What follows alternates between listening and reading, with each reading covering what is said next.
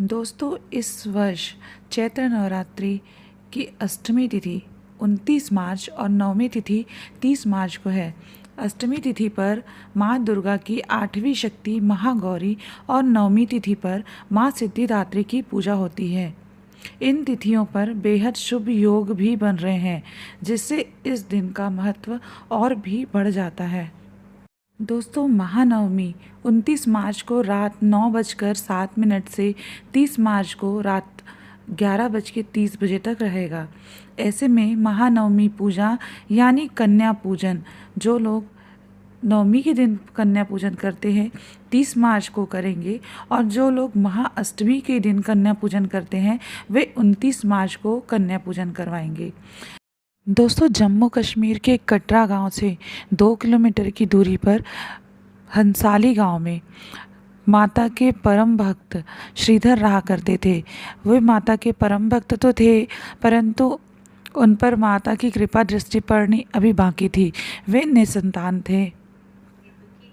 एक बार उन्होंने नवरात्रि में कन्या पूजन के लिए 9 कन्याओं को अपने घर बुलाया। उन्हीं कन्याओं में माता वैष्णो देवी भी कन्या का रूप धारण करके उन्हीं बच्चों के बीच में आकर बैठ गई। भोग प्रसाद के पश्चात बाकी सभी कन्याएं वापस लौट गई, परंतु माता वैष्णो देवी वहीं रुक गई। उन्होंने अपने भक्त श्रीधर को यह आज्ञा दी कि वह भंडारा करवाए। श्रीधर ने उस दिव्य कन्या की बात मानकर आसपास के सभी गांवों के लोगों को अपने घर भंडारे का न्योता दिया। भंडारा करवाने के पश्चात श्रीधर को संतान की प्राप्ति हुई। इसी के पश्चात सभी भक्तगण 9 दिन के व्रत पूजन के पश्चात 9 कन्याओं को पूजन करके अपने व्रत का उद्यापन करते हैं। जो भी भक्तगण कन्या पूजन करवाना चाहते हैं, यदि अष्टमी को करवाते हैं तो अष्टमी के दिन, और यदि नवमी के दिन करवाते हैं तो नवमी के दिन। जिस प्रकार प्रतिदिन नवरात्रि में पूजन करते हैं, उसी प्रकार सुबह नहा धोकर पहले घर की साफ़ सफाई कर लें। इसके पश्चात नहा धोकर माता का पूजन करें। इसके पश्चात नियमानुसार हवन करें। इसके पश्चात माता रानी के पूजन के लिए और कन्या पूजन के लिए जो भी भोग प्रसाद बनाया गया है, याद रखें उसमें लहसुन प्याज का प्रयोग ना करें, सादा भोजन ही बनाएं। माता रानी को पूड़ी, चने और हलवे का भोग पसंद है, तो कोशिश करें यही बनाएं।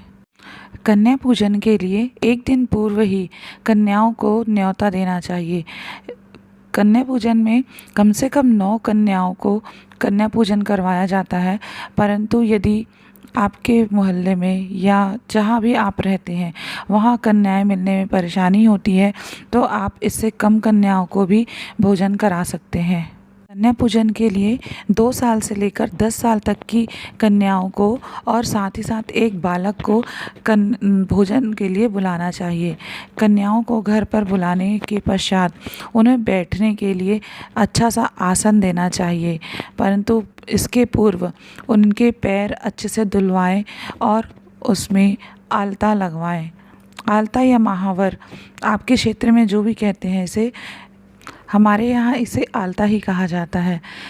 इसके पश्चात बच्चों को साफ स्वच्छ आसन पर बिठाएं और उन्हें रोली, कुमकुम से, अक्षत से तिलक करें। इसके पश्चात उनके हाथों में मौली धागा अवश्य बांधें।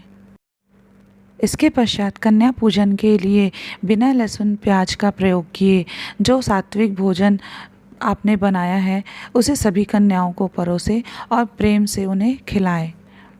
जब सभी कन्याएं भोजन कर लें, इसके पश्चात आप अपनी क्षमता अनुसार उन्हें उपहार प्रदान करें। इसमें आप उनके श्रृंगार का सामान या चुन्नी या स्टेशनरी सामान आप उन्हें गिफ्ट में दे सकते हैं। इसके अलावा आप उन्हें फल या ड्राई फ्रूट्स भी दे सकते हैं। इन चीज़ों के साथ ही साथ आपको एक बहुत ही महत्वपूर्ण चीज़ उन सभी कन्याओं को अवश्य देना है। दोस्तों, कन्या पूजन के पश्चात सभी कन्याओं को पान का बीड़ा अवश्य दें। जो कन्याएं आपके घर कन्या पूजन के लिए आई हैं वे माता का ही स्वरूप है और माता को पान अत्यंत प्रिय है। कन्याओं को पान का बीड़ा देना अत्यंत ही शुभ होता है। इससे वे बहुत माता रानी अत्यंत प्रसन्न होती हैं।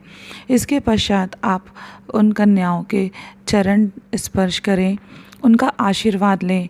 आप चाहें तो कन्याओं को कुछ पैसे भी दे सकती हैं। इसके पश्चात आप सभी कन्याओं के पैर छूकर उनसे आशीर्वाद लें।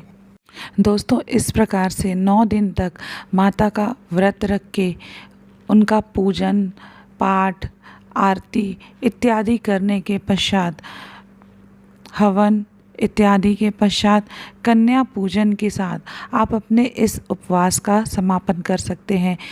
आप जितनी शक्ति, भक्ति एवं श्रद्धा के साथ माता के इन व्रतों को रखते हैं, उनके नियमों का पालन करते हैं, आप देखेंगे आपके घर में चमत्कार होंगे।